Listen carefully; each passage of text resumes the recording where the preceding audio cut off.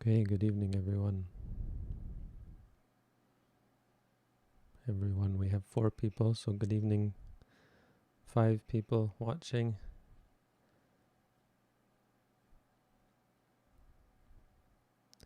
Just start a little bit early so it gives people a chance to show up.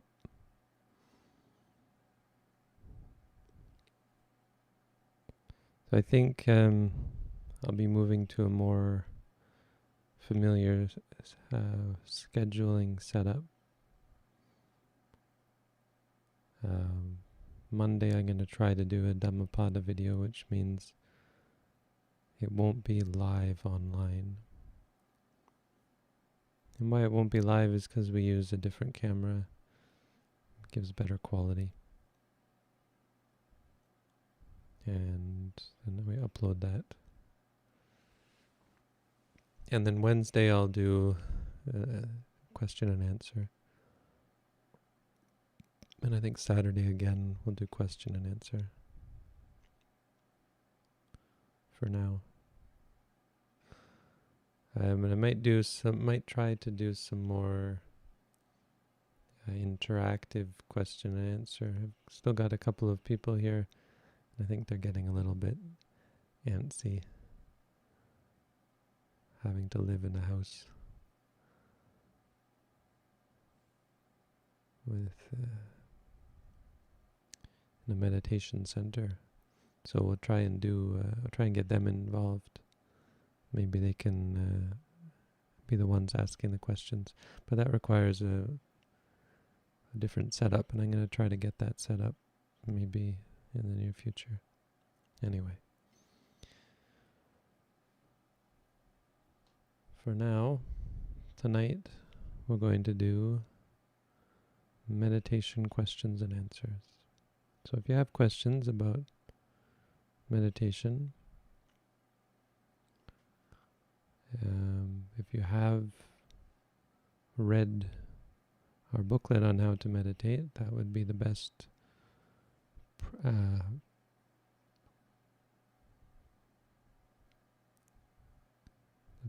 precursor to asking any questions. Because if you haven't read it, you might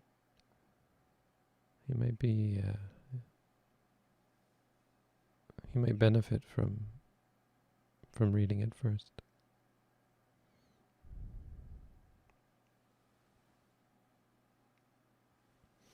So this is live from Toronto area, from Niagara Falls, April 25th, 2020.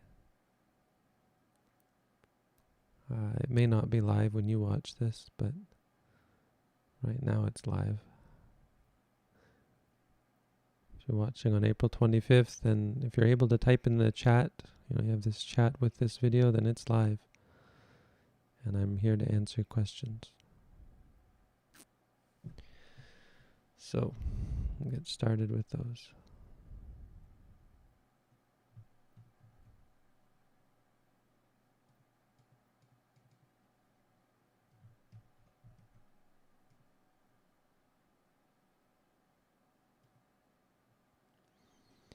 First question, what kind of job is good for meditators?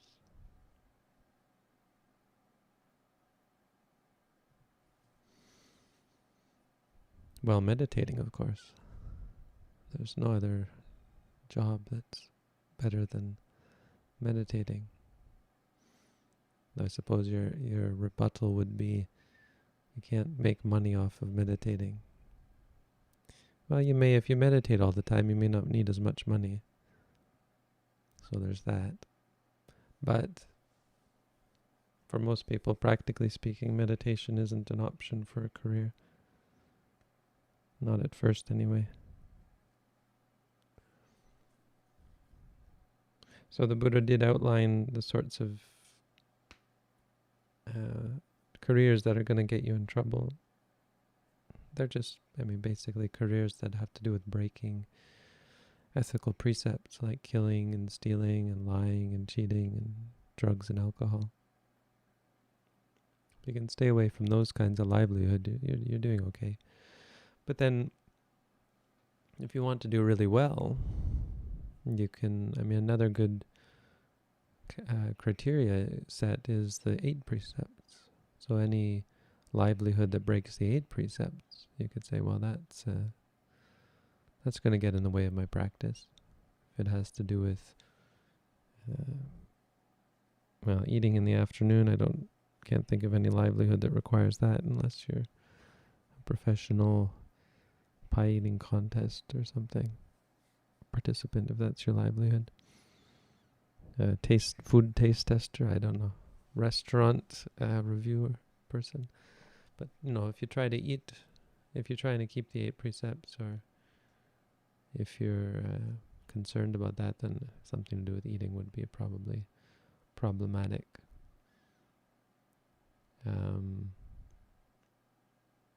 Anything to do with entertainment, and by extension, anything that requires you to get distracted, any job that requires you to talk lots to other people might be considered. It's not going to destroy your practice, but we're talking, your question here is pointed. What's going to be really good for a meditator? Because it's not necessary. That none of this is really necessary. As long as you're basically doing a job that's ethical, don't worry too much about it. But if you're looking for that edge, the way to optimize your practice, you can go further in this way. I guess just the 7th precept. The 8th precept as well is not that applicable to livelihood, but really the whole entertainment and distraction, anything that distracts you really is the point.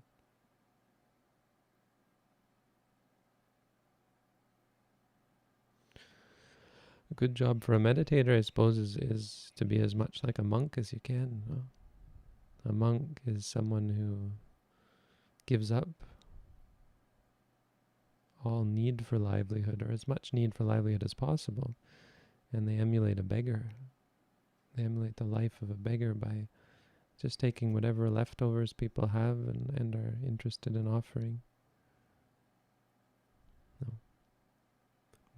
Whatever charity, or maybe people have means, people who have the means, and you find a way to live so that you're not a burden on society, but you're not required to be a burden, so you don't have a lot of needs.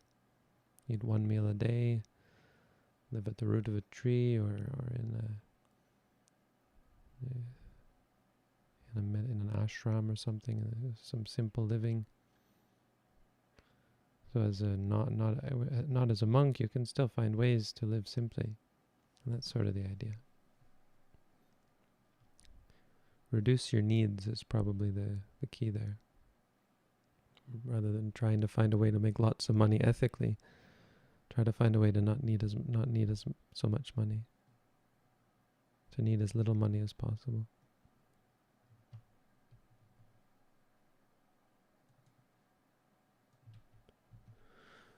I can't seem to focus. I am stuck in my house and need to finish an assignment for my studies, but I have been inside for 4 days without being able to write a single thing. What's wrong? I don't know. I'm not you, so I can't tell you what's wrong. I can answer the question. The idea is that your mind is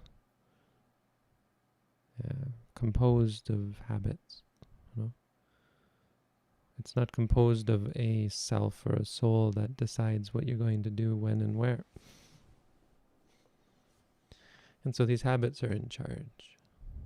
They're made up of the actions and behaviors you've engaged in the past. And you can't just erase those. They're in charge. They're the boss. And so the solution is to cultivate new habits.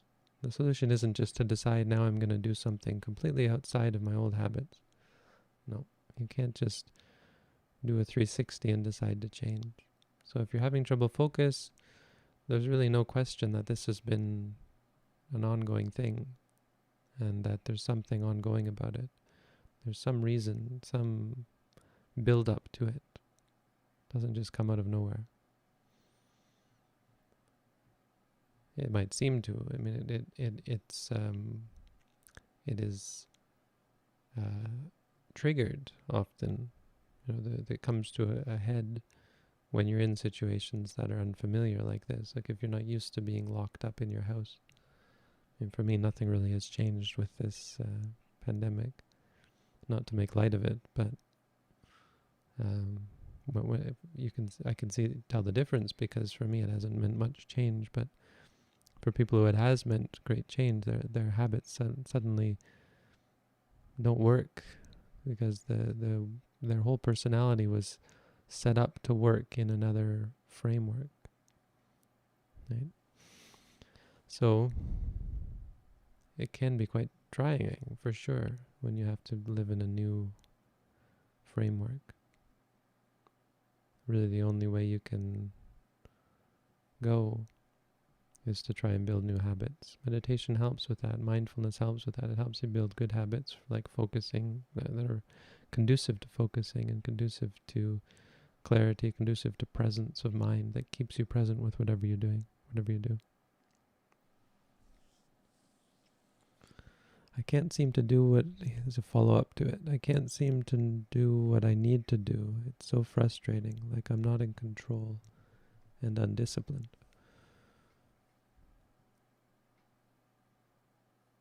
So nothing is frustrating. It's just language, but it might be good to be accurate. A thing can't be frustrating. It's not possible. There's no intrinsic quality to things. So, but we say this, and it may sound like I'm nitpicking, but it's important to get that clear in your mind, because if your statements are to yourself are things like, this is frustrating and so on, you're putting the onus on the thing, and it exonerates you from any need to deal with what the real problem is, and that's your own frustration. Things aren't frustrating. We get frustrated by things. And that frustration is a real reality. It's a part of our habit. It's a habitual characteristic. So when you're frustrated, you should focus on that and say, frustrated, frustrated. You can ask some general Buddhist questions. I might skip them, so please don't feel offended if I skip them. The goal is to focus mainly on meditation questions. If I feel like it's related to meditation, some Buddhist questions, because a lot of Buddhism, most Buddhism is related to meditation, then I'll allow it. I mean, I might answer it, but no guarantees. I'll try to do my best.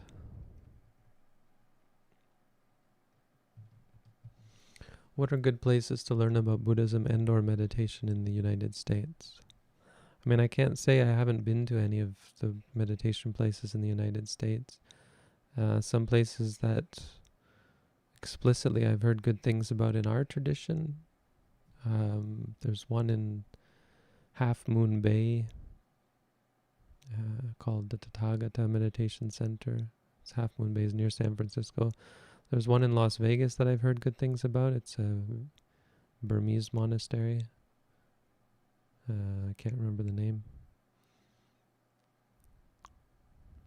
I mean, there's lots of places outside of our tradition. I just I don't have the capacity to comment. Okay to eat for third shifters. I don't know what a third shifter is, but don't take those comments too seriously. It's all okay. The question was, what's the best job for a meditator? So I was speculating that something related to the 8 precepts would be useful, but it's only a model. And really, I think it may not have been the best answer, but my focus was on the 7th precept more than anything. Because you see that it's a good contrast to bring up. The 5 precepts are one clear set of moral precepts. No? But then if you look, there's another way of looking at morality, and that's the 8 precepts. It's framed around the 8 precepts, and that relates more to our experiences of things. It involves seeing and hearing and smelling. It's a more subtle form of ethics, the 8 precepts. So it's not evil. Even eating in the afternoon isn't an evil thing, but it's the sort of habit and the sort of livelihood that's going to disrupt and disturb and not stop you from progressing, but limit your progress in meditation. No, it's not a real problem. But if you really want to get into meditation, thinking about the 8 precepts and livelihood that's conducive to the 8 precepts, or something like the 8 precepts, can be useful. So if you're a shift worker and you have to eat at different times, you just pick a different. I mean, it's completely arbitrary, the only eating in the morning thing. But you have an idea of why one would choose to only eat once a day, and then you apply it to whatever your situation is.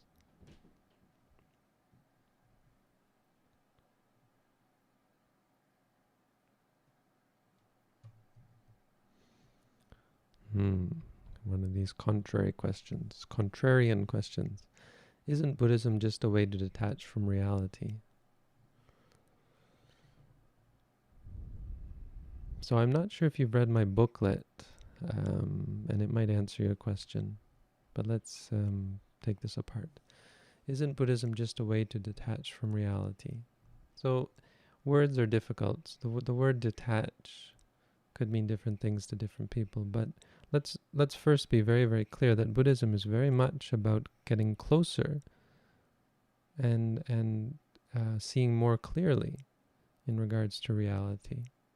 So it's not about avoiding reality, if that's what you mean by detach. On the other hand, reality is there, and it's always there. And if the alternative to detaching is attaching, then attaching is problematic. And if you say Buddhism is a way to move away from attaching to reality, then I would say yes. But it's not so much about attaching or detaching. It's about seeing clearly. Because really, honestly, detaching and attaching they're not real, right? What would it mean to say you attach to reality or you detach from it? It's not Velcro or a monkey bars that you can cling to. No. It's not an object that you attach to. Reality is experience. And so either you cling to it or you don't cling to it. This is the idea. But ultimately you just experience it. The truth is we experience and then we react to our experiences. That's what really happens. There's not attachment or detachment. There's experience and reaction. And Buddhism is about trying to see things clearly, including our reactions, so that we start to see when our reactions are causing us suffering. So there's nothing mysterious or dubious about that. If something's causing you suffering, you don't even have to think about it intellectually. You'll just, once you see that clearly, you'll change your attitude and your behavior. Nobody, when they see that something is causing themselves suffering again and again and again, is going to continue with it. They'll either slowly or quickly change. So we have access to a wide variety of emotions and experiences to learn from, and depriving ourselves from them, isn't it wrong? So again, Buddhism is not at all about depriving yourself from experiences. It's about learning about your experiences. If you have emotions, the idea is to actually focus on them and to try and experience them and see them clearly, understand them. It's not intellectual understanding either. It's just understanding that comes from familiarity. I think familiarity is a word that we don't use enough, and it's a good one. It's not about accepting your emotions, because some emotions might actually be causing you suffering. It's not certain that you should just accept everything. So this idea of a wide variety of emotions is you're a little bit vague here, right? So no, of course, it's not wrong to, it's right, it's perfectly, it's important to learn from all your emotions, but that's different from depriving yourself of them, right? So no, we don't deprive ourselves, but that's not to say that some emotions are not going to be left by the wayside. Some certainly will, not because you've deprived yourself of them, but because they cause you suffering. They are bad habits like frustration, boredom, depression, anxiety, So absolutely not. We're not going to run away from these.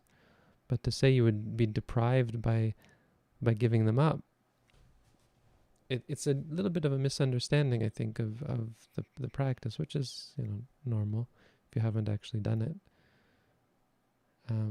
But you don't deprive yourself, absolutely not, of any of the emotions. You just see them clearly, and as a result, anxiety fades away. Anxiety becomes less of a problem because it has no more power over you. You're familiar with it. It doesn't shock you. It doesn't surprise you. It doesn't upset you. And so it goes away. And so an enlightened being is not anxious, but not because they've deprived themselves of it, but because it's useless and they've given it up.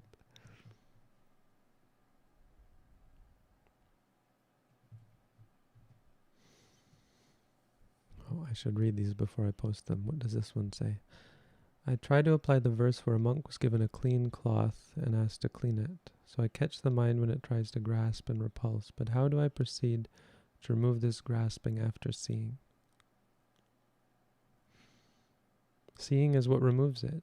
Seeing things clearly. It's like sunlight. Sunlight is a disinfectant. You shine light on something. And people who do exposés on bad behavior and lack of ethics or unethical behavior in the world, they'll say the same thing. Just shining light on it, bringing it to light is very powerful. And of course, that's much more pertinent and apt in regards to meditation. The practice of meditation is about shedding light on the problems. And you start to see that it's really just the darkness. It's the ignorance. It's our lack of knowledge and understanding. And it's just understanding and knowledge about the habits, about the behaviors. So you catching the mind when it tries to grasp and repulse is a good start. It's a start to not turning these things off, but a start to seeing them clearly, which is what vipassana means. It's a start, but you have to maybe go an extra step. I'm not sure whether you're doing or not, is to be with them and to try and acknowledge them, to remind yourself. Sati means to remind yourself, or to remember the experience just as it is, without reacting, without judging, without extrapolating on it. So if you read our booklet, it might help you to do that, if you haven't already.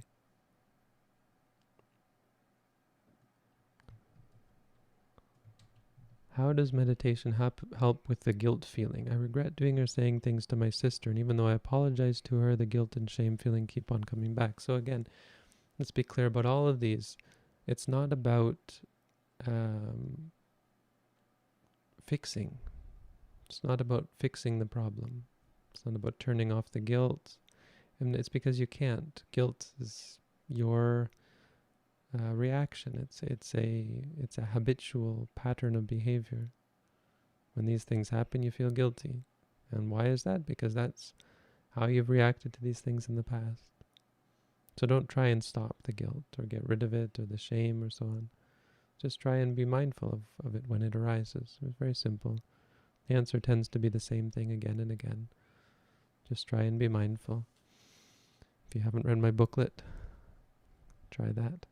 So the more abstract question of how does that help with it? I think I've already mentioned in the last question and other questions. It helps you see it more clearly, and when you see it more clearly, it loses its power over you. You don't react to it, and you don't perpetuate it. It comes and it goes.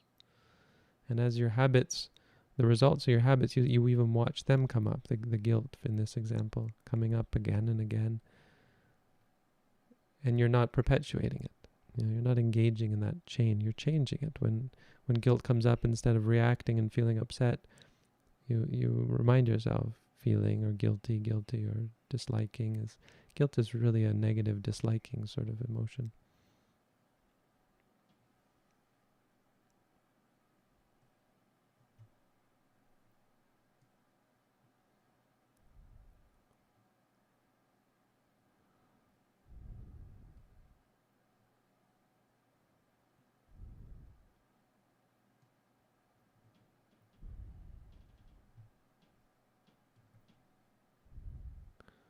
Peanutter, I think you have to read my booklet. I'm not going to answer those questions.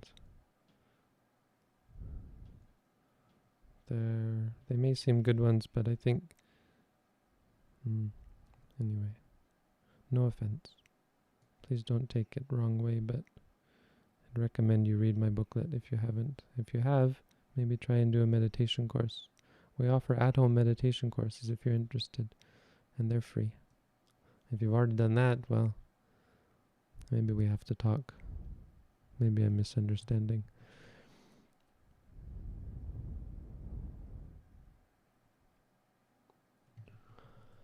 The Buddha mentions about exerting effort within our meditation. Do we need to force our mind on the rise and fall of the chest? Should it be natural and we shouldn't force it? So exerting effort you have to be careful with, because effort is not can't be the guide. Effort is like the vehicle. Effort is the power of the vehicle to move. But the vehicle isn't the driver. This is not a self-driving vehicle. I mean, it kind of is, but the chassis and the wheels, they can't drive. If you just say, I've got a car and it goes, and you just turn it on and give it gas and let it go, you're going to crash into things, right? So effort can't be the driver, isn't the driver. You need a driver. The driver actually is mindfulness. Mindfulness and wisdom. And the wisdom helps keep mindfulness, keep the mindfulness at the wheel. Mindfulness is maybe putting your hands on the wheel. Maybe that's what that is. Anyway, the mindfulness and the wisdom. Concentration is the direction. So when you have mindfulness, it gives you the concentration to go straight, or, go straight down the road and not veer left or veer right. So effort is something that's more auxiliary than anything. It's something that should be directed towards keeping your hands on the wheel, to be directed towards the mindfulness. In other words, you put effort into being mindful, not force your mind here or there. So forcing your mind onto the rise and fall of the chest, well, we'd focus on the abdomen actually, not the chest, but the effort would be not to force your mind on one object or another. It would be to note whatever object is there. So where is your mind? If it's not on the rising and falling of the stomach, where is it? And try and apply effort to be mindful of whatever that is. If you're thinking about things, you would say thinking, or distracted. If you're in pain, or if there's senses around you, hearing, seeing, whatever, try and note those. Once they're gone, then we just come back to the rising and falling, because it's a good default object.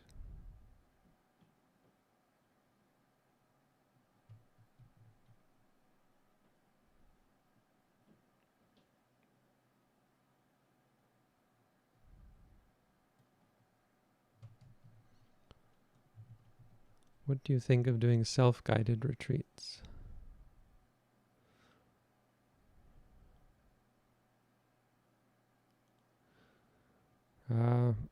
Off the top of my head, I would be against them. Except for someone who has done a lot of guided retreats. If you've done a lot of guided retreats, then I think, yes, you could do a self-guided retreat. I think it's still inferior. It's always good, even if it's like a doctor getting advice from another doctor. Even if you're I mean, I hesitate to use the word advanced meditator because it's very easy to get the idea that you're an advanced meditator. And, what does that even mean, right? Try and think of yourself as a beginner all the time. It's very useful. And beginners need teachers. The teacher-student relationship is very important. Not conceptually, but just practically. And by that I mean it's not important to be able to say I have a teacher or so on. Putting someone, this person is my teacher, that's not important. But the actual practicality of it is what's necessary. Having someone to talk to and someone to assess from the outside your practice. It's like one teacher said, he says, you can't see your own eyes. You can't see your own face. And it's like that. You can't see your own, it's very hard to see your own problems. Having someone else, even if they're not better than you or more enlightened than you or so on, just having someone who's competent to look, and they can tell you, they can see what's going on. And they can at the very least provide something more objective. It's very hard for us to be objective about ourselves.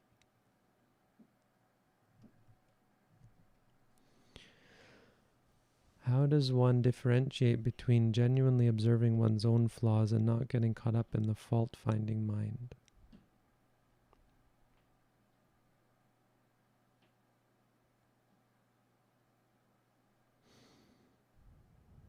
Well, don't look at them as flaws. Just look at them as qualities, experiences. It's very important in meditation, not to prejudge anything, not to really judge anything, because it doesn't require judgment. The idea isn't that you look and it's going to give you a better ability as a ego, as a soul, as a self, to decide what to do. No, the act of looking, the act of seeing itself is enough, because there's no the soul, the self. That's all conceptual. The reality is the experiences, and simply seeing clearly is the path.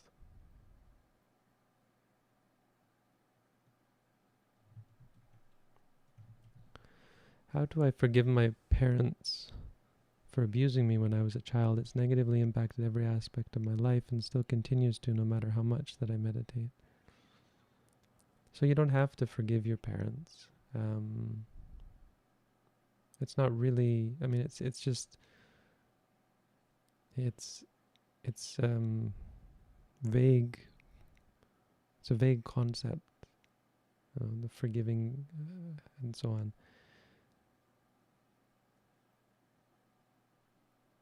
What you have to do is, just like with everything else, come to have a better relationship, not with your parents, but with reality. And that will help. That will help all your relationships, of course. But the relationship with people is not the important thing. Your relationship with reality is the most important. And so let's put aside the idea of forgiving. Let's be more accurate and more specific. And let's talk about not getting angry, not getting upset, not suffering when you think of things and so on. Because all of those are reactions. So it's more about how we get there, where we're no longer angry, where we're no longer in pain, where we're no longer sad, where we're no longer afraid, worried, so on. And so to get there is the goal of insight meditation. When you, or mindfulness meditation, when you focus on those emotions and the thoughts that lead to them, you'll start to be able to break up that habit, the reactivity, the reactions of anger and fear and sadness and pain. You'll be able to start to experience the thoughts just as thoughts without getting upset, and you'll be able to experience the upset without perpetuating it, without snowballing it into something that's a bigger problem. And you're not trying to make any of those things go away. That's an important thing to keep in mind. The idea is just to see them clearly. The going away, it'll just come by itself, when and if it comes. Much more important is that you stop giving these things power, letting them have power and dominate and control you. That comes just by learning to face them without judgment, without reaction, which is what mindfulness is for.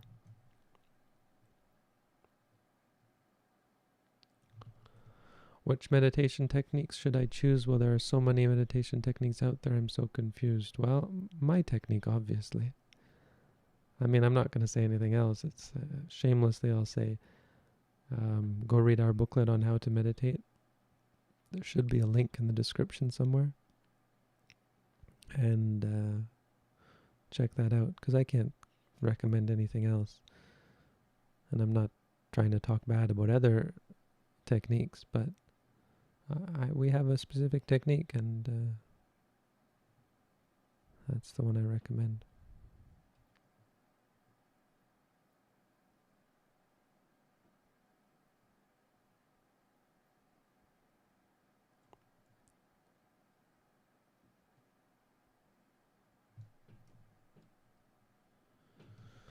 When I'm meditating, the object of focus shifts very quickly from rising, falling, to feelings, past, future, etc. Seems like a jumble. Feels like I'm meditating wrong. Any advice? Well, it's training. It's a training. So you might not be very good at it first. That's an important thing to acknowledge. Something that you have to work at. Don't be discouraged. Another thing to note is that that's a part of what you're trying to see, is how jumbled the mind is. How the mind isn't this tool that the ego or the self uses. It's not a self using a tool. It's just a jumble of experiences. The self, the soul, the tool, that's all just concepts. But practical advice is, well, first of all, to be patient, but specifically try and note the distraction, the restless, the unorganized state. You can say a good one is just to say to yourself, distracted, or restless, or however it appears to you. Another thing is to try and use the rising and falling as a base. So once you've noted something, just note it until it goes away, and then come back to the rising and falling. Always come back to it, not jumping from one thing to another. And that'll help you gain more focus.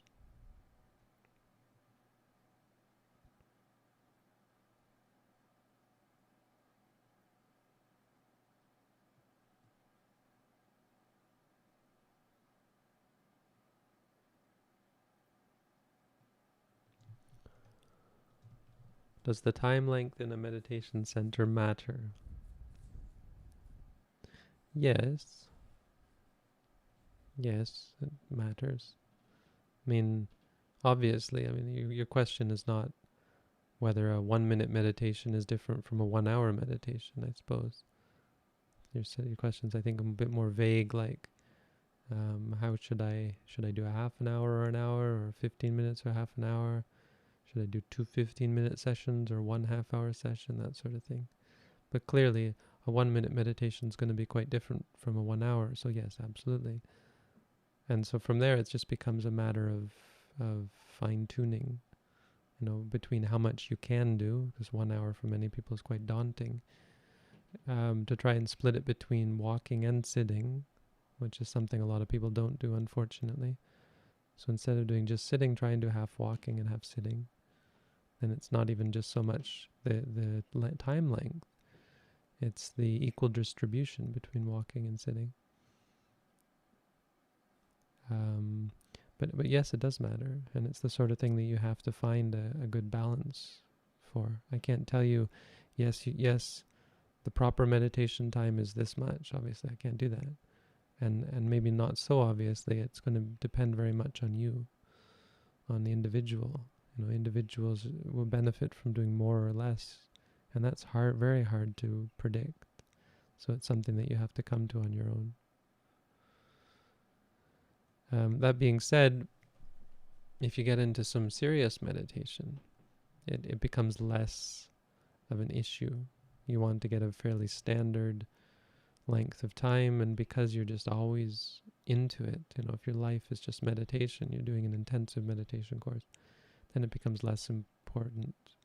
Try and get a standard amount. We set it at 1 hour, but it's kind of arbitrary, right? It seems to be pretty good. 1 hour walking, then 1 hour sitting, again and again, repeat back and forth, back and forth. But it's not to say that 1 hour is the optimum time. 1 hour is, of course, an arbitrary measure. But it's fairly good. 1 hour is fairly good.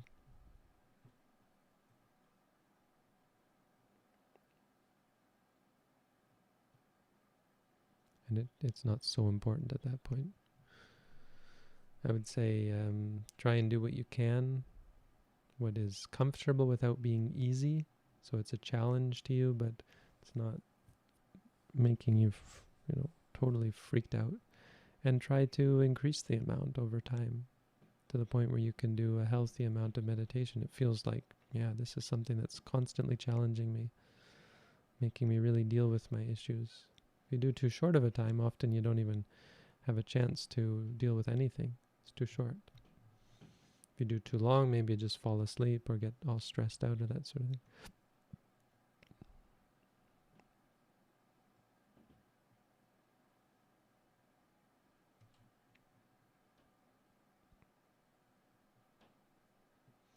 Can I ask people to please not answer questions in the chat?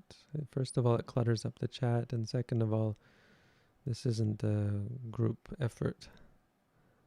That's not such a big deal, but it's a bit confusing, and it seems like the answers are pretty good so far, people answering other people's questions, but maybe I shouldn't have said anything. Never mind. Well, one thing I would say is we should all not be reading the chat. If you're reading other people's questions, you're probably doing this wrong. Well, you're kind of doing this wrong. The right way to do this, and there is a right way, is to close your eyes. Focus on the experience, maybe the sound of my voice, maybe the feeling of the chair against your butt. My voice and your butt are equal objects, equal teachers. So when you hear my voice, say hearing. When you feel the chair, say feeling. Or you can just say sitting. And when and if you do have a question, then you can open your eyes and mindfully type it out. And then don't worry about it. It's gone. Once you've sent it, you don't have to baby it. I'll take care of the rest.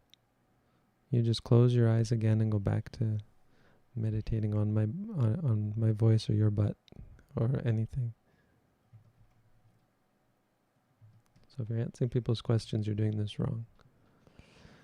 Can meditation fix ADHD? So meditation, first of all, just to be pedantic, let's take it step by step and remind ourselves that meditation isn't for fixing things, not directly.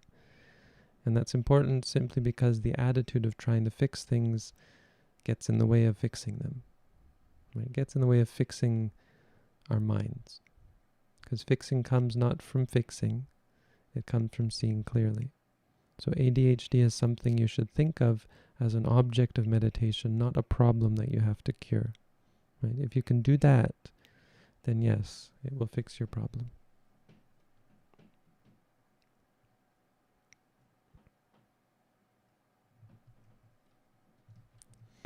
Once when I'm aware that I'm thinking, I'm no longer thinking. So how can I be aware of the third satipatthana? So once you note anything, you're no longer experiencing it in that moment. With certain things, it might seem like they're continuous, but they're really not. You go back and forth to them. But at the moment when you say to yourself, thinking, or anything, the experience, of course, has just happened. What you're being mindful of is what just happened.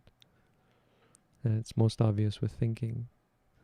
And that's fine. That's the way it is. Mindfulness is about, or the practice of cultivating mindfulness is the practice of reminding yourself It is what it is. And what that does is it evokes states of mind that are objective, that are clear, that are awake and alert.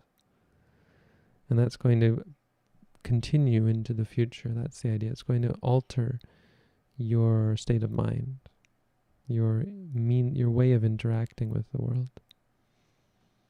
So when you say to yourself thinking, you're not trying to catch what just happened. You're trying to remind yourself it was just thinking. Thinking comes, you say to yourself, that's thinking.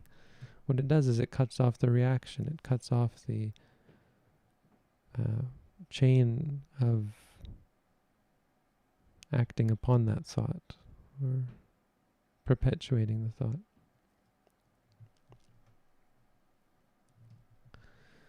Is truth or kindness more important? When telling someone the truth would hurt them and telling a lie might hurt them.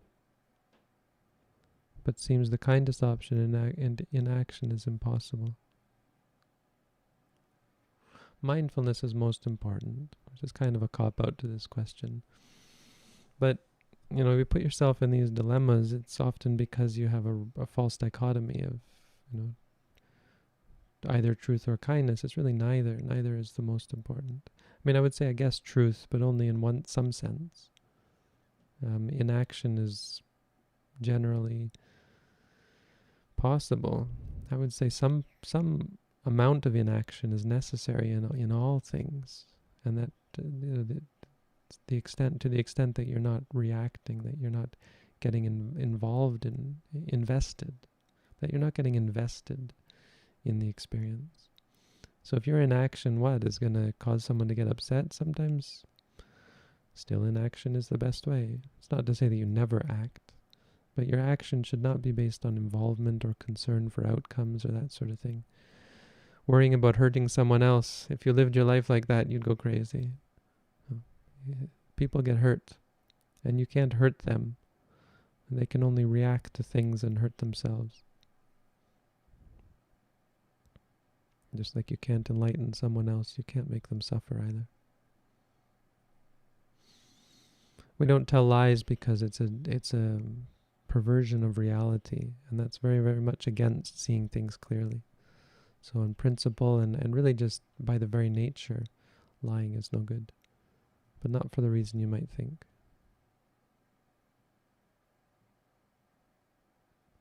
Okay, no offense, but I'm putting this person in a timeout. Oops. Well, I deleted their messages, which wasn't my intention, but again, if you're answering people's questions, you're probably doing this wrong. That's what I'm doing. I'm answering questions. Unfortunately, that's my job. I can't close my eyes. But you all can. That's what I'm here for. To give you the opportunity to close your eyes and meditate.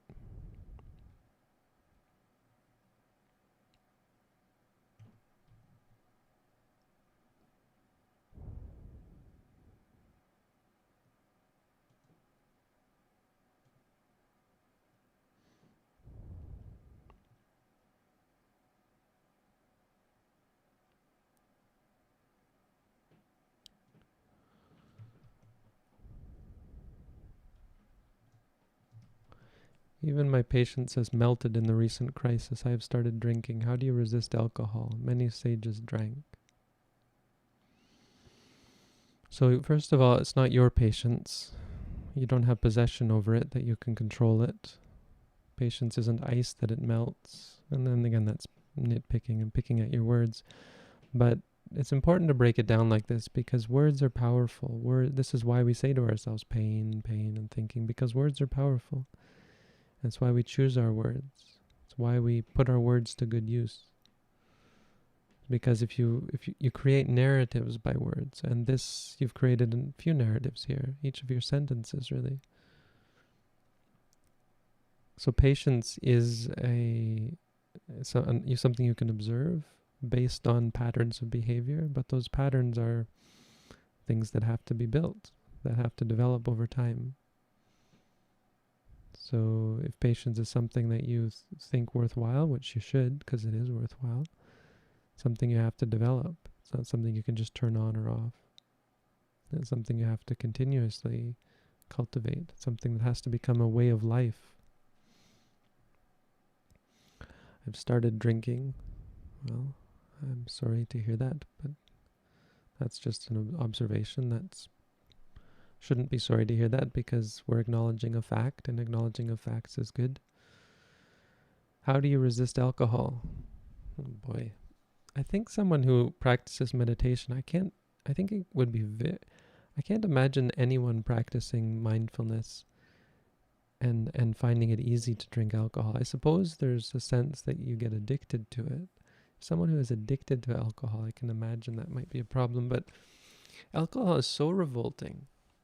It's not a drug even, it's poison.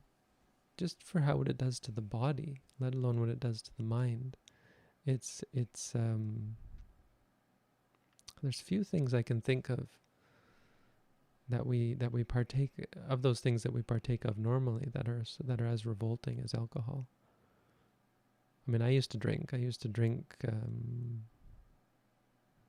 not excessively. I wasn't an alcoholic by any means, but when I was a teenager, so as a teenager, alcohol, I was getting everyone into alcohol. My roommate in university didn't drink, and I encouraged him to drink.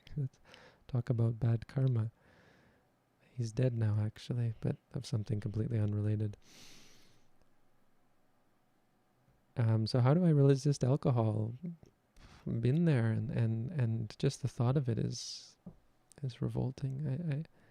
I think just the benefit that you see from clarity of mind prohibits you in and of itself from drinking. Many sages drank. See, this is the part of the narrative, that somehow you've heard stories about people drinking, and somehow that should have no bearing on whether you drink or not. I don't think that's a useful argument. Well, no, okay. If it were true I'm sorry, the problem I have with this is not that. The problem is that I disagree with it, I suppose. That to say many sages drank, those people that you call sages, if they were drinking, I would not call them sages, because for the reasons I've just mentioned. It's so revolting to anyone, I think, anyone who's done mindfulness meditation, that you couldn't be a sage and drink. So whatever information you're getting, I would say is wrong. And the point there, why I think I started off the way I did, is because people have different ideas of what sages are.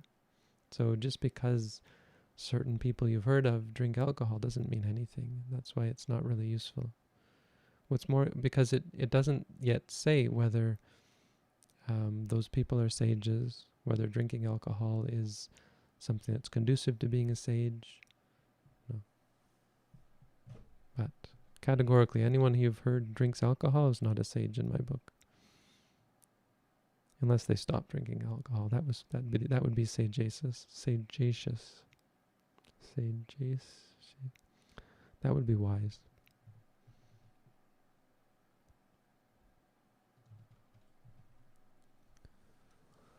How to handle difficulty sleeping due to mindfulness keeping me awake.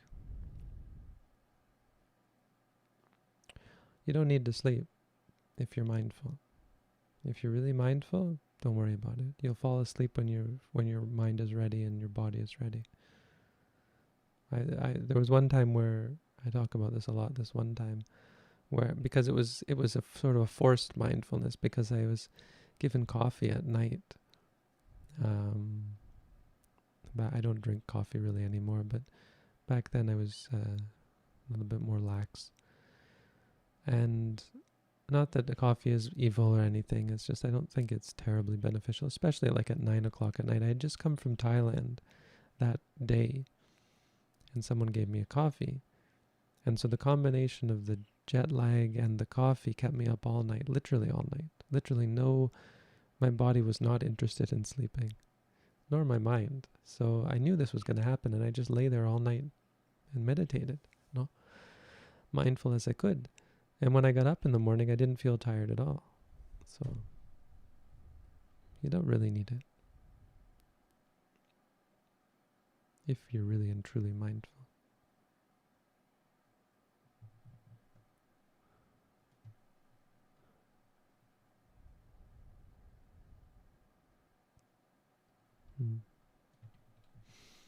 Do I focus on the breath or my thoughts? I've been told to focus on the breath as soon as my mind wanders, but I've also been told to observe the thoughts instead of observing the breath. I'm confused.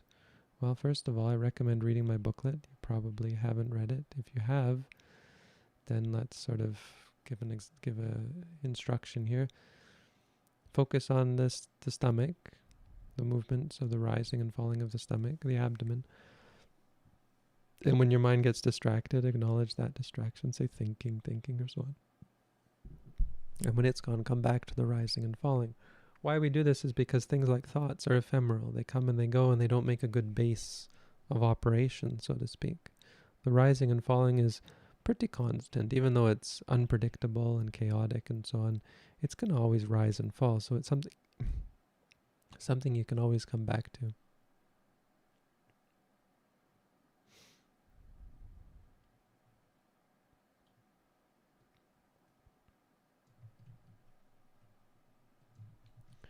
How do you deal with the fact of wanting back jhana states? It seems like I'm often trying to get back to these states during my meditation.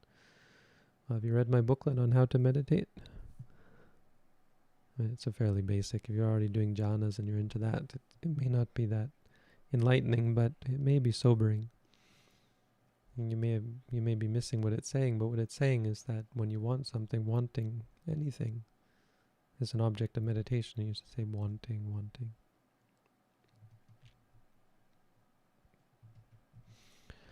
Can a pain or feeling be too great that you have to exit sitting meditation? I sometimes experience anxiety attacks and have to switch to lying down. That's fine. Yeah. So there you haven't exited meditation. You've switched postures, which can be very helpful. It's a good reason to lie down if you're anxious, if you're restless. Absolutely. Switch to lying down. Of course, you want to, the goal is to try and be able to face the anxiety. Sometimes that's not practically possible outright, so you lie down and try to mitigate it. Just be clear that your goal eventually is to be able to face anxiety in any position. How do I deal with tension in the jaw or around the eye that keep returning constantly even after noting them? Just keep noting them. Don't worry about it. It's just an object of meditation. Note the worry, right? You want to deal with it. There's a desire there. There's an aversion there. There's some worry or something there. Try and note that as well. That's probably what you're missing.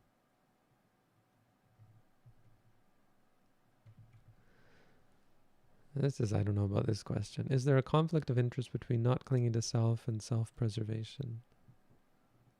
Pretty much, yeah.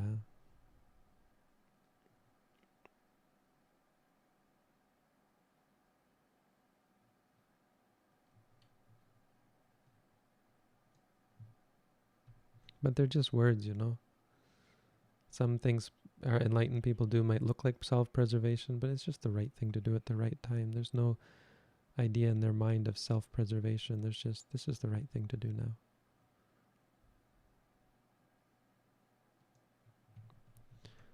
Can you please explain how to best avoid focusing on results, such as achieving cessation during meditation? Well, meditate. Meditation is absolutely you're not meditating if you're focusing on results. You should focus on the focusing on results. That focusing on results should be the object of meditation. It's quite simple. I don't mean to make light of your question. Actually, it's a good question. It's a common problem, right? But the answer is quite simple. Actually meditate. And that's what we don't do a lot of the time. When we say we're meditating, we're not actually meditating. That's the point. Focus on that focusing as your object of meditation. Again, not trying to make it go away, which is another common error. Just trying to see it clearly. It'll go away by itself.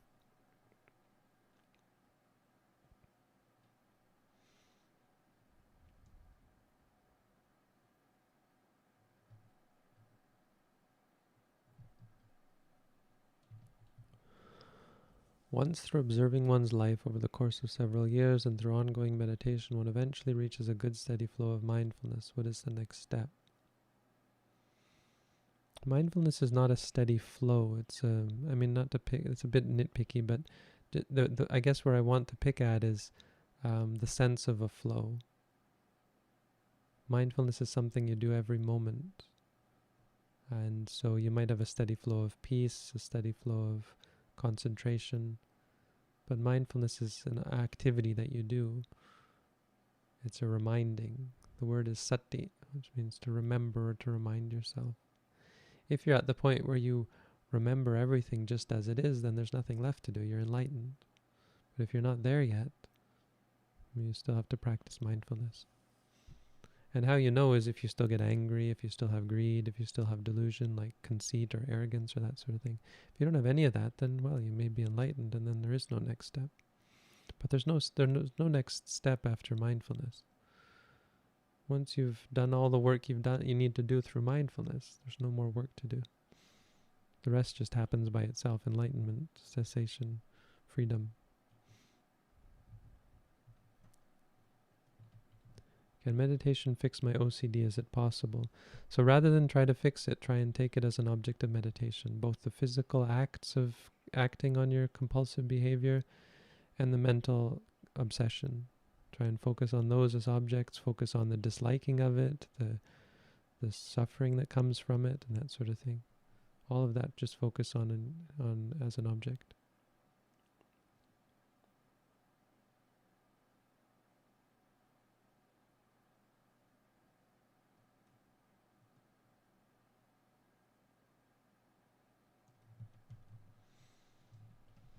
Can you please tell me why one started crying while bowing moving meditation? Well, there's different reasons. It can be emotional, and it can also be just based on concentration. Not so much interested in the why, honestly. If you are crying, you just note that. Just be aware that it's not a sign that something's going wrong. Just say crying. If you feel any feeling involved, say feeling.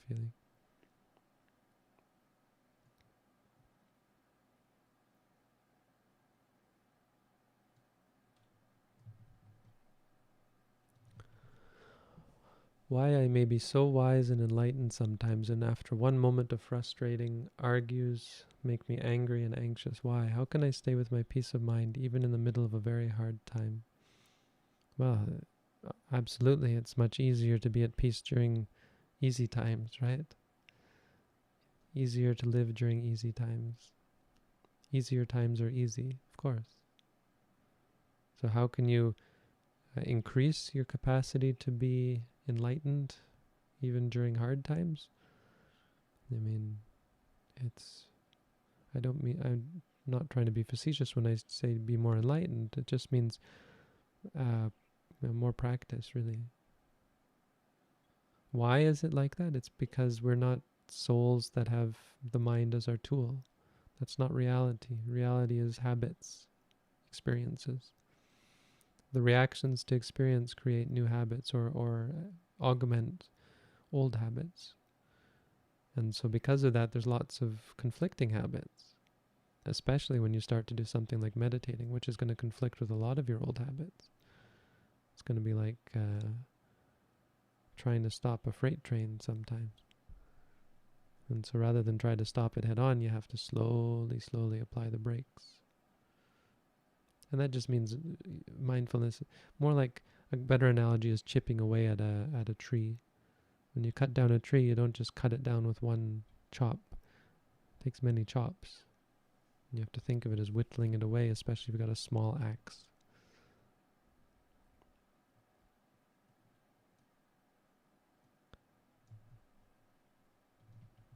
Can I hear your thoughts on social anxiety? I don't think you can really hear my thoughts, but if you want me to speak on it, which is I'm absolutely sure that's what you're asking, I will speak on it. I think I'll speak on it quickly. I mean, the simple truth, there's the object, and that's socializing. That's the people or the experiences. And that's something you have to really begin with. It's not, what's really happening is there's experiences. And if you can pinpoint those experiences, they make good objects of meditation. society and people don't make good objects of meditation. They're not real. They're just conceptual. So you have to pinpoint the moments of interaction rather than the situation you find yourself in. So you suppose, example, we're at a party. Let's say there's a party. Suppose we're a teenager, 9th grade, 10th grade maybe, and we go to this party and we just want to be cool, and there's all these people, maybe some of the opposite gender, maybe some of the same gender who we want to like us. A lot of anxiety, right? Probably makes some people anxious just hearing about it. I know that was a dreadful time for me, And so it seems like you're in a situation and you get obsessed about your looks, obsessed about your behavior, even your posture, obsessed about other people. No. So you have to switch your focus to the experiences. You're in this situation. And of course, the most pressing ones are going to be your anxiety. You'll focus on that as an object. But then you'll also begin to get more proficient at catching things that would make you anxious. The triggers. Thoughts. You'll start thinking something like, oh, I hope that person likes me, or this sort of thing, or am I acting, do I look good? No, this, whatever. Focus on those thoughts. And you start as well to be able to focus on experiences. Someone looks at you. What do they mean by that look? Do they like me? Do they not like me? Someone says something to you and you react to that, and so on. All of those are experiences. So society isn't a thing. The experience, it's still experiences. It's still a meditative field. It's a meditative object.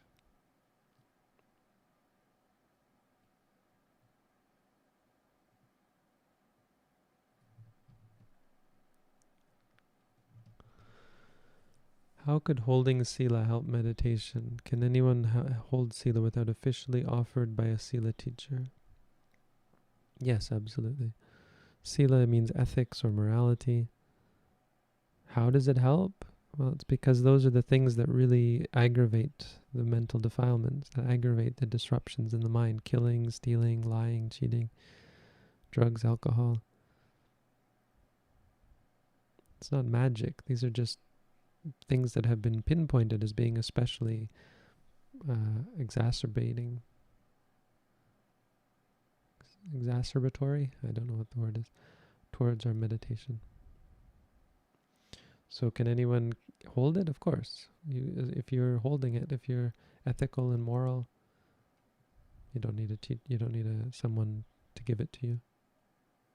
It sometimes feels good. It's kind of a romantic feeling to have taken the precepts from a teacher. It's like Dumbo, Dumbo and his feather. Dumbo was this elephant who could fly, but he didn't believe in himself. So they gave him a feather and they said, this feather is a magic feather. It lets you fly. And then he could fly. I'm probably going to get in trouble. Giving precepts is not like Dumbo's feather. Not exactly, but you get the point, I think. Don't take that analogy too far. Taking precepts can be good. Can be useful to give you a sense of determination. So having a ceremony gives you that determination. That determination is the key there. Like you can certainly keep the precepts without it. How do I increase my peripheral vision during meditation? Meaning noting that which I'm not usually aware of, like I get stuck in the same object, rising, falling, pain, thinking. Well, this is called vimangsa. It's the ability to step back and analyze and adjust. The wisdom. Meditation isn't just rushing forward like a bull or an ox. You need wisdom and you need reflection. So it's a skill. I think it comes from having a teacher who can point things out to you and help you broaden your horizons. And it comes from taking time to Ask yourself, was that meditation? What was I doing? Making note of the things that you weren't being mindful of, and so on. Study helps, because outside perspectives often are necessary. You can't pull yourself up by your bootstraps. It just isn't possible.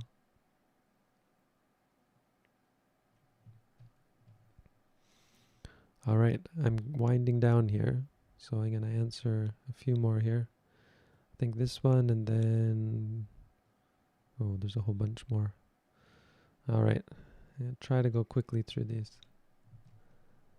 How can I overcome or move past resentment about harm committed against me as a child? So I already answered this question, but it's an important one. I think I already answered pretty much the same question. So you don't have to overcome or move past it, you just have to be mindful of it. Try and take it as an object of meditation. Simple.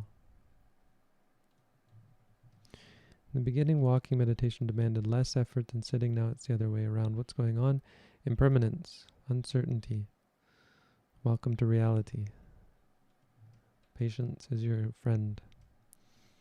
Are anger and hatred considered the same? Is it not dangerous to say hating? Is it dangerous to say hating? No, you can note either hating, or anger. Hating's a bit, no, it's fine. But I would stick to anger, I think. Hatred is just intense. Anger. Stick to anger, you'll probably do better. Hating is a bit more cerebral, because it's still just anger. Disliking sometimes makes things more clear. But you can say hating, it's not wrong. Exactly. Can meditation help with anxiety and depression? Yes. Recommend reading my booklet if you haven't already. Sometimes I rock while meditating. Some people say it's PT. Yes, it's PT. But that doesn't tell you anything. It's rocking. What's most important, it's rocking. Calling it PT, calling it this or that. You could call it an elephant. Doesn't really matter. It's rocking. When you rock, you can say to yourself, rocking. But because it's PT, if it doesn't stop, you should say to yourself, stop. Hi, Lisa. Yeah, have you been here before? We talked about this maybe. Anyway, maybe see you in Tampa, and well, if I ever get to go back to Tampa, I've been going there every year.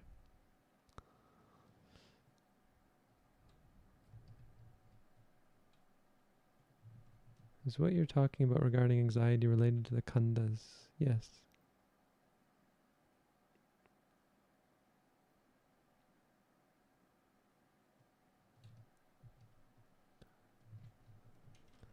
Is laughing a form of attachment? I heard Buddha may not have laughed. Well, the Buddha had very, very pure and distinct behavior. So his physical behavior was not idiosyncratic. Laughing is just a physical activity. The question is what instigates it. Anyway, it's a bit technical, and let's not worry too much about whether laughing is or isn't.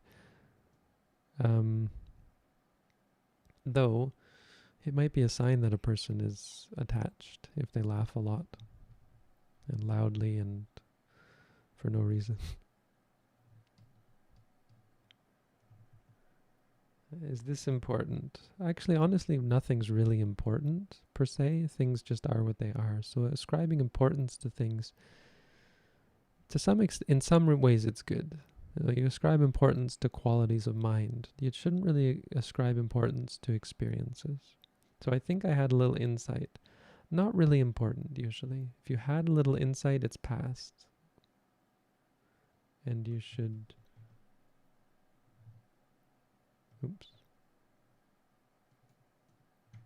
I see how this is working. I messed up. Is that good now? Yeah. Wait. Oh, yeah. Oh, got your name in it.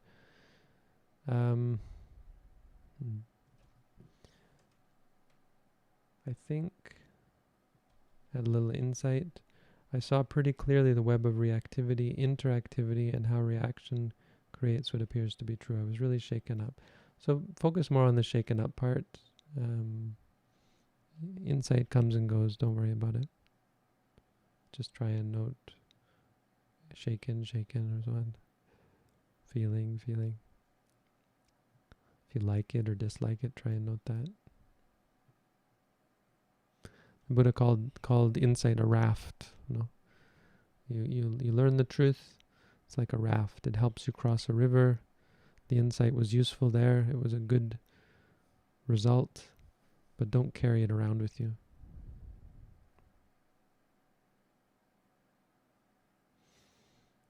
Yeah, I don't know if I'd recommend that, Ryan. I don't know if I'd recommend that one.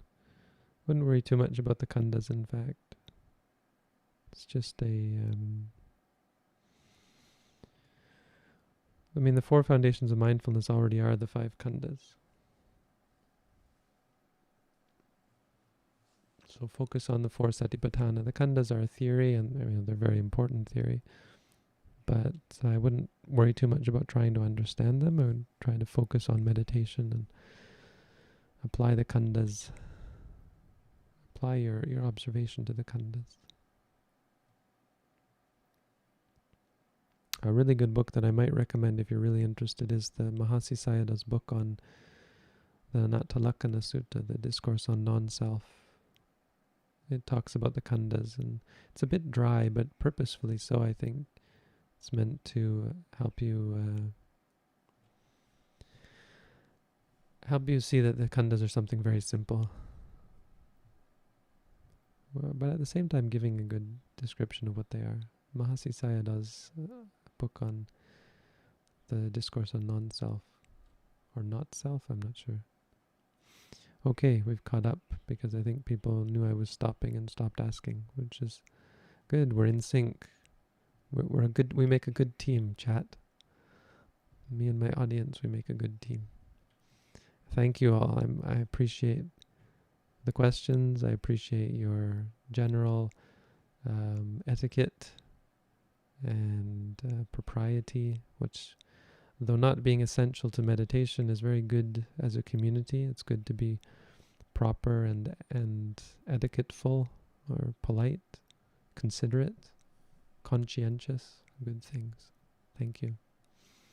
Thank you all for the meditation that you did, if any, during this stream. Those of you who had your eyes closed, you're the real heroes. You people have it right. Thank you all for listening, for watching. I wish you all a good night.